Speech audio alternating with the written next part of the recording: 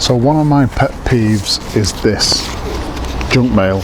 Comes through our door every single day of the week, and naively a few years ago I did try and stop junk mail coming through the door, and soon learnt that the postal service makes so much money from junk mail. Not only could I not stop it, but it's actually increasing year on year. Now the thing with junk mail is it goes into our mailbox, goes straight through the house, nobody ever looks at it, into the recycle bin and then into landfill. So I decided to try and do something about it and actually make some use of the junk mail that comes through our door.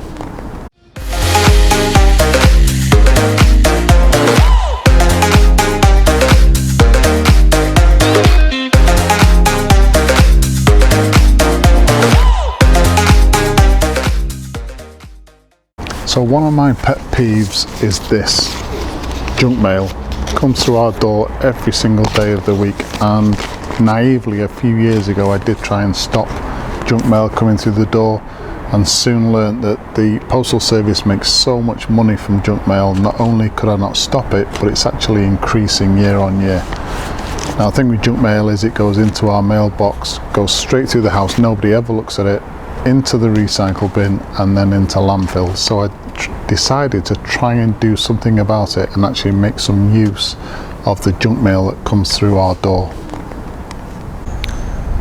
So what I decided to do was take the junk mail, turn them into these BioFuel briquettes, which we use in the chiminea in the fire pit. Also give them away to friends and family because we actually make so many of them. They use them in their solid fuel fires. And if I were going away on a camping trip, we normally take a bag of these away, and they're very easy to start a campfire. And in order to make them, the best way I found to do it is to use a converted mastic or silicone gun, a builder's mastic or silicone gun.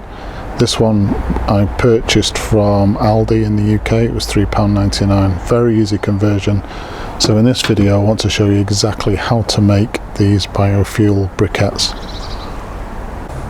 So the way we make these BioFuel briquettes from junk mail is I've got this bucket which is sat just outside the back door. This is just an old fertilizer bucket, has a lid on it which is great, stops any debris from going in. Also it stops any of the paper from flying out when we turn it into a pulp, and I'll show you that in a minute.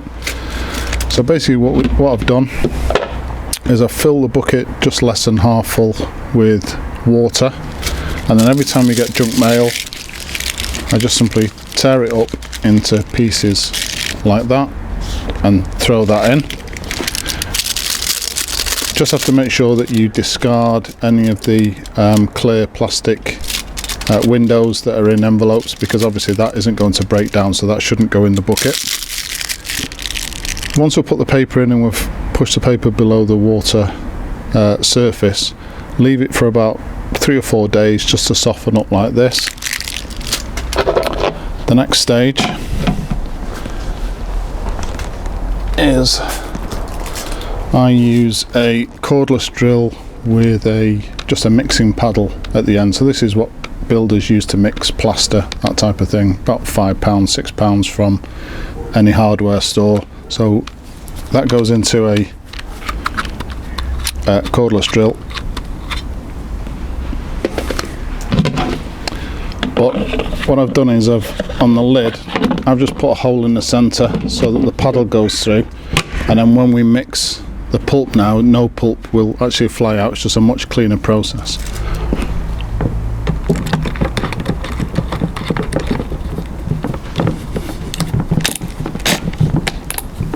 So we just place the cordless drill on the end.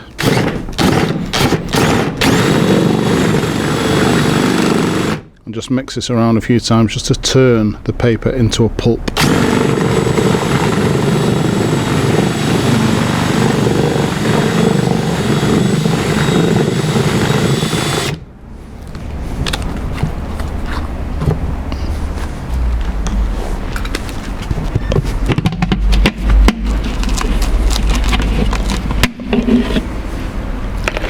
Okay, so once we've done that, we can now start to turn this into the BioFuel briquettes.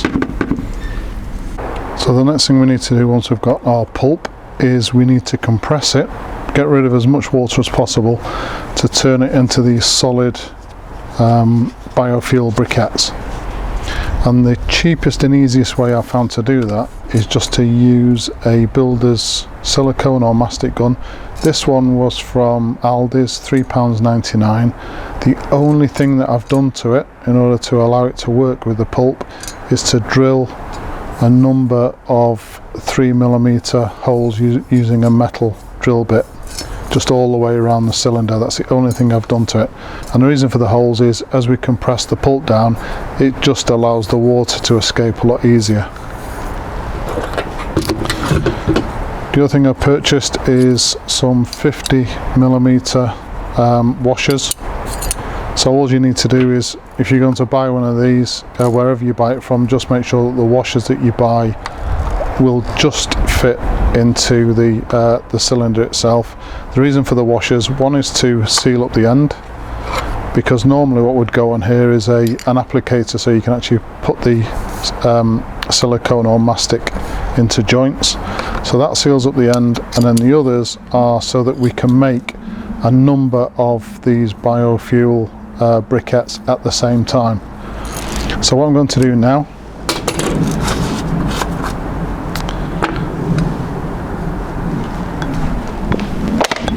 is I'll just use the end or the top off an old drinks bottle, scoop some of the pulp up, place it into the end, and then just use a piece of wood just to start filling up the cylinder. When I get to about halfway, I'll stop, place one of the washers into the end, and then carry on filling, and then place another washer in, and maybe create some compression and then carry on.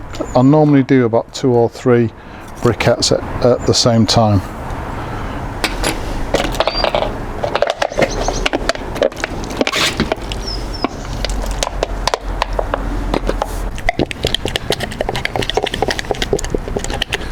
Okay, so that's a tube full. Just place the last washer in there,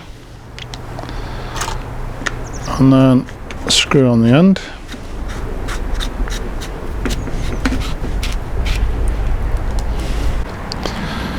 And then it's just a case of squeezing the trigger nice and gently,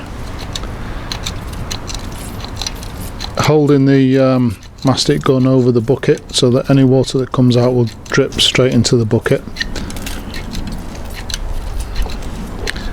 and just keep going until you meet a fair bit of resistance. You don't have to go mad with the compression.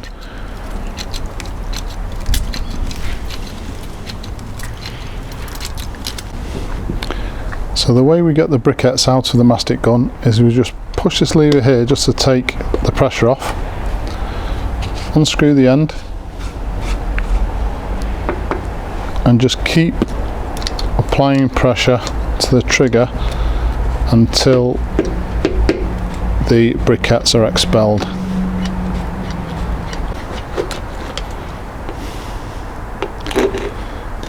Okay, so once they come out, where we've placed the washer in, that's a natural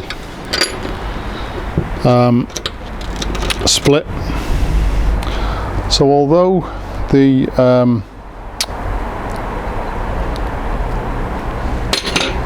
biofuel briquettes seem very fragile now, once they are dried out,